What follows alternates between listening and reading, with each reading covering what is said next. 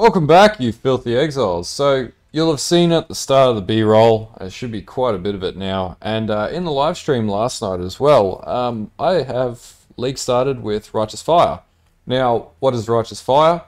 We'll just go into global, turn that off. Alright, so what is Righteous Fire? Well, a lot of players have been playing Righteous Fire in particular this league, and the reason why is this league was just perfectly geared towards it. First of all, one of the new items, Legacy of Fury, does huge amounts of... Basically, you don't need explodey chests when you run this. Almost every I think it's like 44% of RF builds are using it right now. And basically, it just applies Scorch to everything, and then Scorched enemies explode for, burn each enemy for 8% of enemy health, which is nuts. But anyway, this build, I have already done pretty much all the pinnacle content in the game. So as you can see, I've already taken down the 2 pinnacle bosses. I'm on my way to kill Maven as well. Currently the tree, which I'll have in the POB, is about 404,000 dot. And then when you stack on top the fact that we're using Scorching Ray, and we'll talk about the use of Scorching Ray as well. So you get 8 stacks of Scorching Ray. It's about 269,000 dots. So about 600 and something thousand dot in aggregate. We're actually going to have a look at flamethrower traps to figure out if that's a good option. But I'll talk about that at the very end of the video.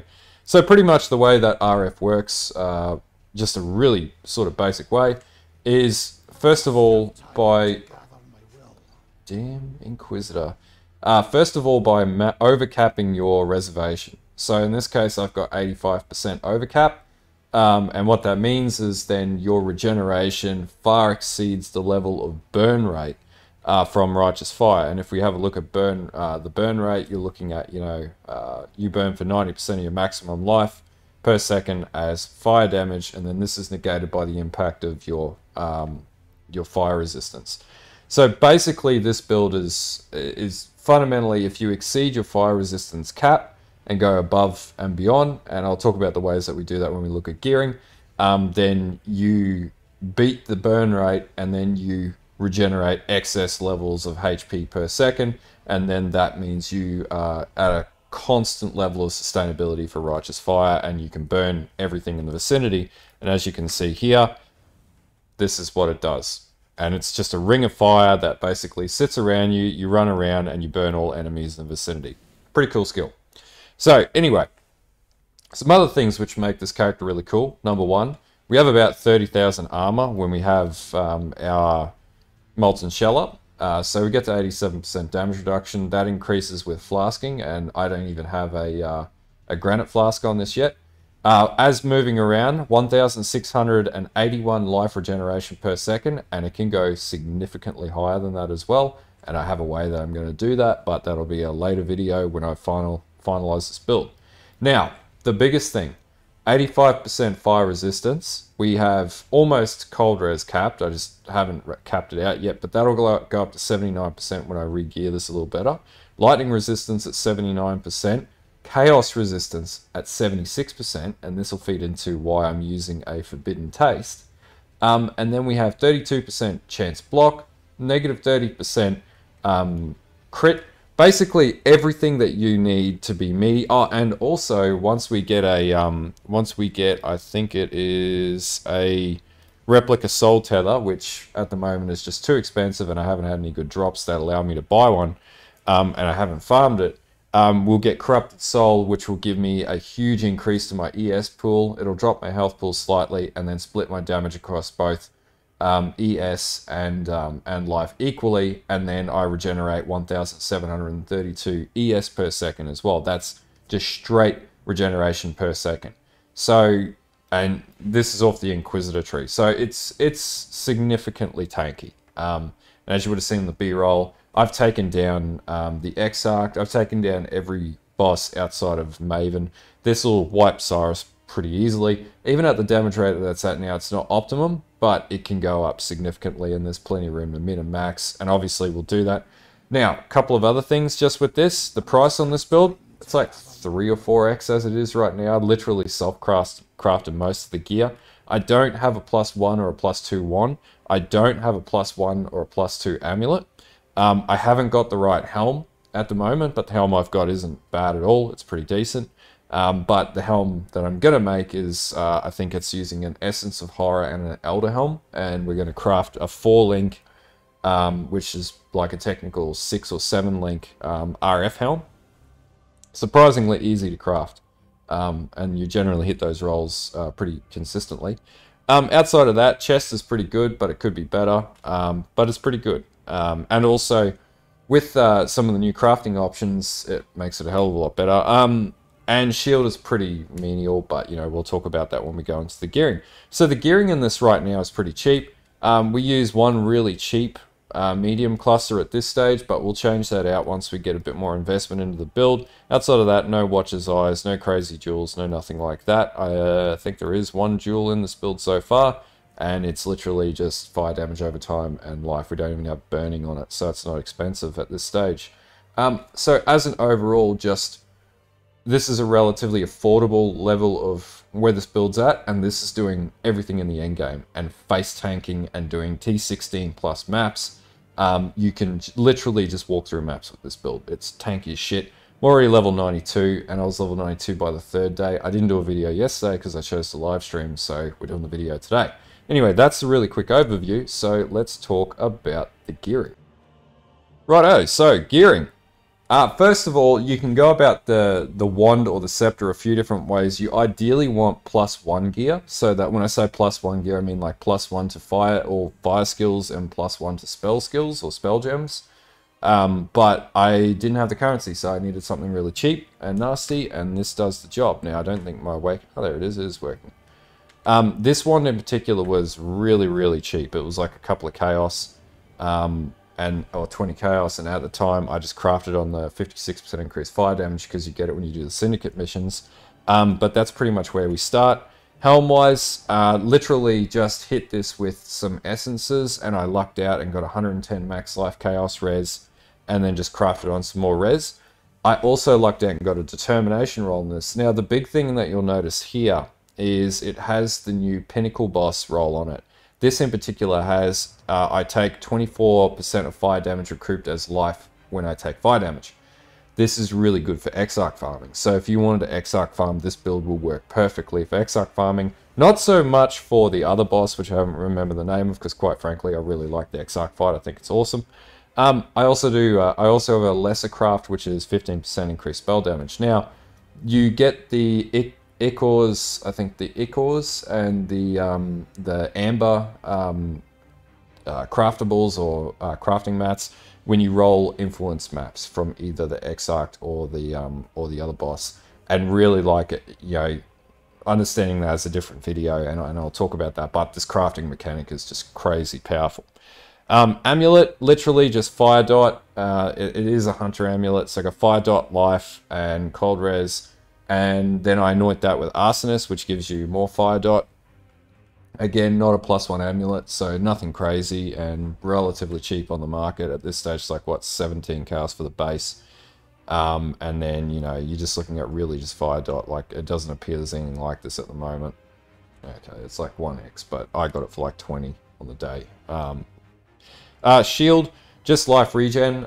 You're going to be focusing heavily on like max cap resistances on shields. This is nowhere near the shield that I need, but it's a good shield for right now. A heap of armor, max cap resistances. I do, life regeneration. I do get one minimum endurance charge from this as well. Some more block chance, which is always welcome, and you know, 70 HP.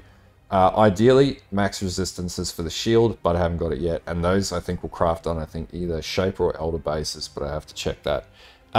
Rings, literally, I was originally running 2 Amethyst rings, and that's with Chaos Resistance roll and maximum life, and then any other resistances that I could stack on it. I did get Rarity as well, because Rarity ain't bad to have. And same with the other rings and unset, just because this sort of runs really dry in the ability to fit all the gems that you need. Then I've also got the same sort of rolls in this too. Some more strength and a shitload of regeneration. It's like 50 regen of this ring and chaos res. This ring will pretty much be my in-game ring. Honestly, this ring's amazing.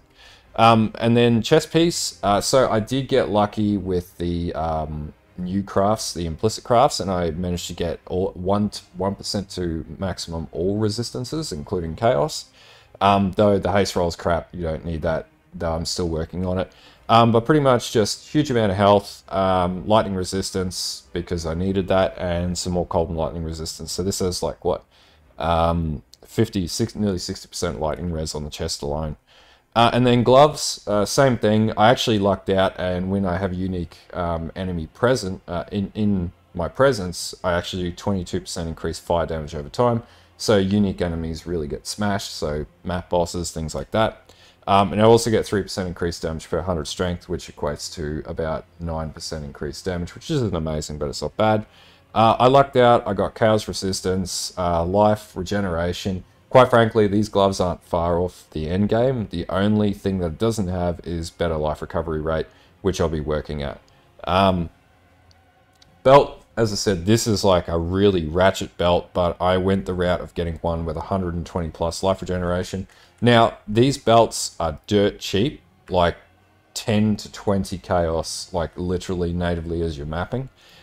Pick one of these up in the absence of being able to afford a soul tether.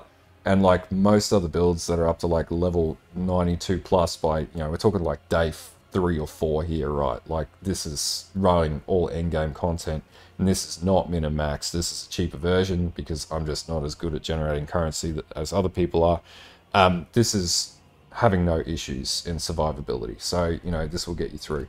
If you're playing SSF, this would be more of an achievable way to go about playing the game, because you could essence craft this or you could fossil craft this. Finally, Legacy of Fury, which originally were like 2x, now they're like a 25 chaos set of boots. The best item that I have seen in this game in a very, very long time. And it drops off the Exile, pardon me. But basically, 30% increased movement, nearby enemies are scorched, so permanent scorch, 45% increased effective scorch, and 38% increased chance when you kill a scorched enemy to burn every other enemy in the vicinity for 4 seconds, dealing 8% of the enemies or killed enemies' life as fire damage per second. So if you're running like an Ignite build or something like that, this is a crazy item to have, as well as just RF, because you're burning enemies constantly, you're applying Scorch to everything, and then you're doing basically explodey chest level burns all around you. Now, talking about flasks, this one's really important. So each one of my flasks do have the use when charges reach full roll, except for my Forbidden Taste, and I'll talk about that very shortly. But life flask, same thing. You know, gain charges when you're hit by an enemy. Obviously, we're a big tanky mofo running around. Now, we're not running max block, but we can take a heap of damage. So this is really important. You constantly have flask charges then. Same with Quicksilver Flask, so you don't even have to hit the flask. It just triggers straight away as soon as it's full because you get hit. Same with Ruby, and the reason why we use a Ruby is because it takes your resistances up even further and it converts all damage formats to fire damage, and because we max cap over 85% fire resistance, that mitigates a shitload of damage that comes your way. I run a Sulfur Flask. Other people run a Granite Flask. Some people run Quartz Flasks. It's really up to you. I like having this, even though you don't really need it, it just increases your damage even further. And lastly, and this is the best part, so this one I learnt last week. Now, when you max cap your resistances, and this will work with any build that you do this on, basically it means that you can run Forbidden Taste. And what Forbidden Taste is, 25% of your maximum life is taken as chaos damage per second, right?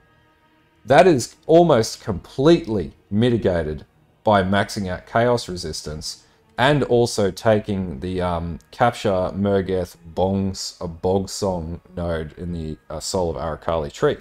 So what that means is there's no downside to this flask, and this is the only flask that you can auto-trigger life recovery on use. So similar to a health flask. So what I've basically done here is when I take a savage hit, like a hit that's like greater than I think 50-60% of my health pool, which is pretty big. It's like a catastrophic blow from a boss or something like that. This flask automatically triggers and I get 100% of life recovered on use pretty much instantly.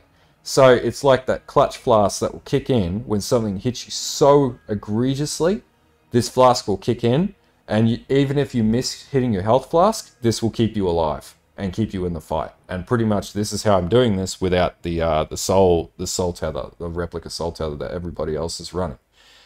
If there was one itemization thing that is important in this build, it's this and maxing out chaos resist, and quite frankly it's just on a whole level of its own. But currently that's where my gearing's at. Yeah, so anyway, let's talk about gem setups. Alright, so for gem setups, this isn't my final gem setup. This will change, but right now this is what's working for me. So in the one, running Infernal Cry, Life Tap, and Flame Dash. Reason why is basically you could run this on auto trigger, but I'm not doing that.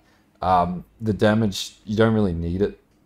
Yeah, it's great for bosses basically. It's really effective for bosses. Everything in this build runs Life Tap, so we don't need to worry about mana, and that's one thing that I've balanced in this build so far. Flame Dash included, no cost, so you don't have to worry about those moments when you're about to die. You can always get out of the way as long as you've got a Flame Dash charge. In the helm, Arcanus brand Life Tap, Flammability, and Flame Surge. This applies Ignite and creates Burning Ground, and Flammability obviously applies Flammability, so you do increased fire damage. Determination in the shield, I've got a level 21. A Purity of Fire, and once I get level 20, I think it goes to 4% maximum damage. I actually have a Val Purity of Fire on mine. And Malevolence, and I've only got a level 20 in this. I got to crop this and see how I go with it. But yeah, this is what I use currently in my shield. In my chest for my main skill, now you can use Concentrated Effect, and it's going to take the build up to like 500,000 dot, and that's basically what I do. I switch out to Concentrated Effect, and then switch back before I go and take a boss on. But I do run Efficacy, Righteous Fire, level 21 Righteous Fire, which is like 10 Chaos, 5-10 Chaos, dirt cheap. Swift Affliction, Burning Damage, Support, Life Tap on my RF, and also Elemental Focus for flat elemental damage. Now, I don't have any Awakened Gems in this yet. Once I put that in, it goes over like 1 million dot with RF, so it's quite powerful. But anyway, that's my main gem setups.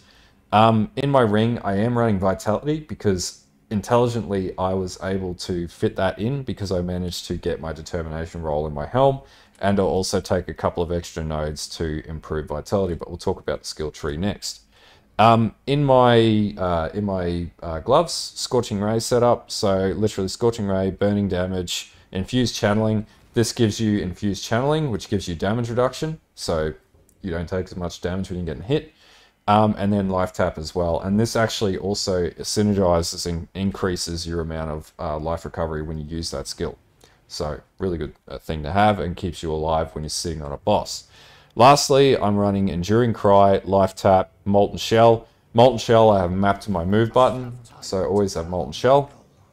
And then when I need it, I've got Enduring Cry, and you know, you can pop that with Infernal Cry. So the big advantage of not running Call to Arms is that you can actually pop both of these side by side instead of only being able to pop one and then, oh shit, I need Enduring Cry, getting ripped, and then, you know, you lose a stack of XP.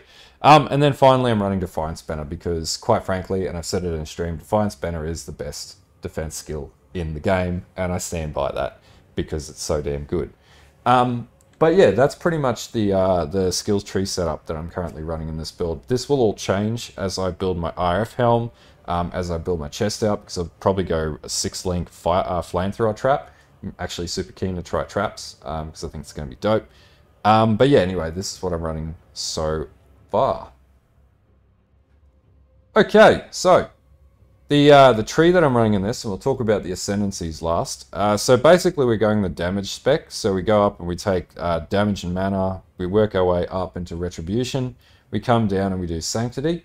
And then from there, we're going to get discipline and training. We'll come in and get holy dominion. We'll come down and get devotion. Now, the first place you want to spec into will be going down the pathing tree.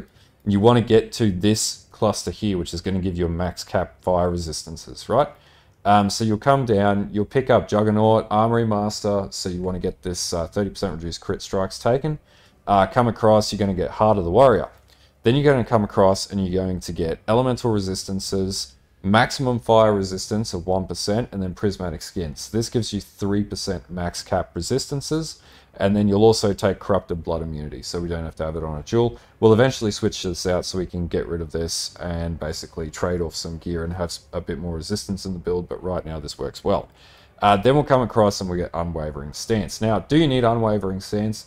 Yes and no. It makes mapping cleaner. If you get stunned, doesn't really matter with RF because we do like nearly 2,000 regen per second for life. Like anything's really going to kill you if it stuns you unless it's like a pinnacle boss or some shit like that. Now, as we come back down here, we're going to come in and grab Solar Steel. This gives us another 1% to all elemental resistances. So before we know it, we already have 4% on the tree.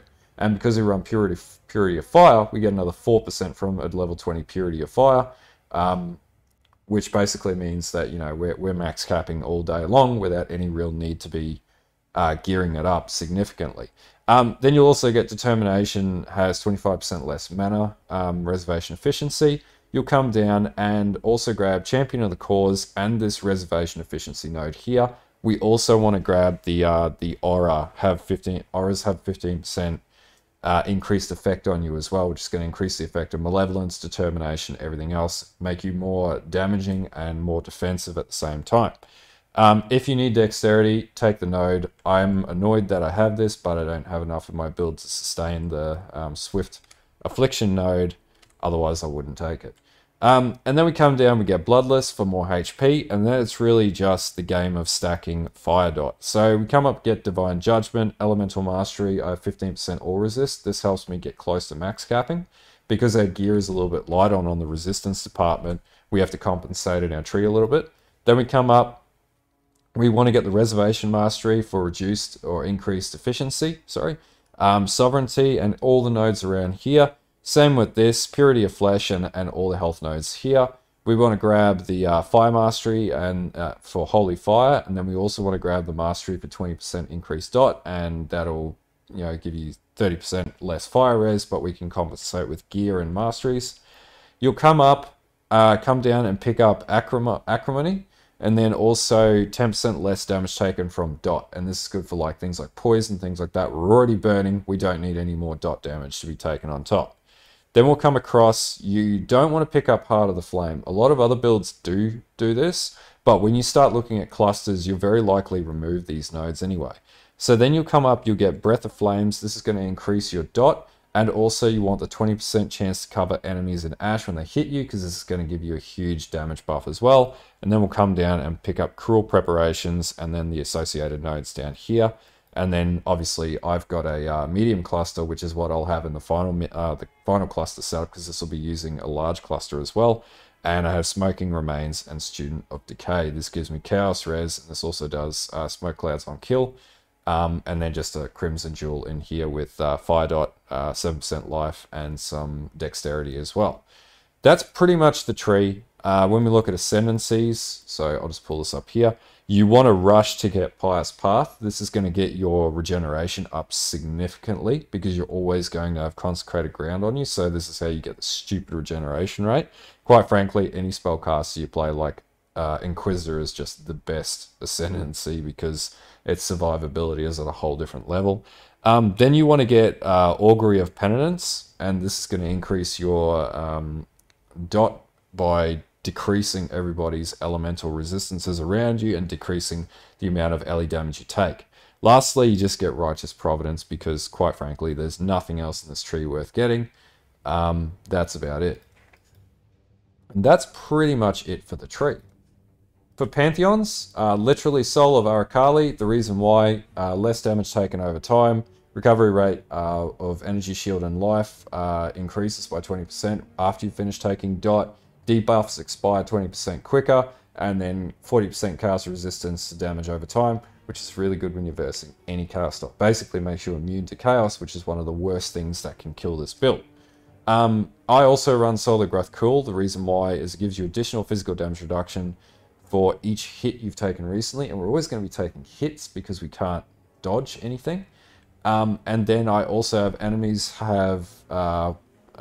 that hit you have with an attack recently have 8% reduced attack speed. The reason why is the new Archnemesis League. Some of those bloody Archnem bosses, they rip into you, and this just reduces their ability to completely brick you with like Steel Spirit or whatever the hell it is, or Steel Infused or whatever. So that's one way that I found to negate that. But by all means, like, you could play around with this. This works for me. You could also go Soul Tukahama. This is going to give you increased life regeneration.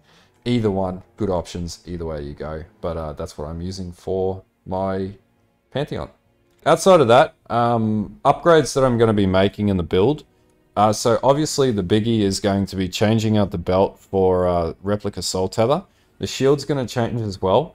I am going to build a proper RF helm. So what this means is basically taking an Elder helm, usually Elder 85, and then slamming it with Essence of Horror, I think it is. And then this will give you 30% increased elemental damage. Gems or skills are supported by concentrated effect and burning damage, and it does additional burning damage. And then we'll craft on 1+ AoE gems, and that'll get it up to RF level 22, which will increase damage significantly. Then what that means is that frees up my chest. So I'll switch the helm setup into my gloves, and then in my chest, I'm going to re-roll this, and I'll be running something. I am actually keen to try Flamethrower Trap. There's an argument to say Fire Trap is pretty good. And it does look pretty good just in looking at it, but also I'm pretty keen to see what happens if you run Flamethrower Trap, because that's a lot less used, and also 25% more damage against burning enemies, and enemies are burning when they're in your vicinity with Righteous Fire. So I actually think Flamethrower Trap would be better than Fire Trap, but anyway, try it out and see what happens. And that will probably replace that'll replace Scorching Ray, so we won't be doing Scorching Ray. Probably a little bit safer as well, and we can focus more on throwing traps and less on having to worry about slamming Scorching Ray. It will decrease defenses from infused channeling, but it'll be just a little bit more powerful in taking down bosses and things like that from range, and also farming maps. Outside of that, obviously +1 to skill gems. If I could get +2 to like I think it's not strength skill gems, but skill gems on my amulet, that would be ideal. If not that, a replica at series foible, that'll increase my health regeneration rate significantly, so we'll get up to like 2500 health regeneration.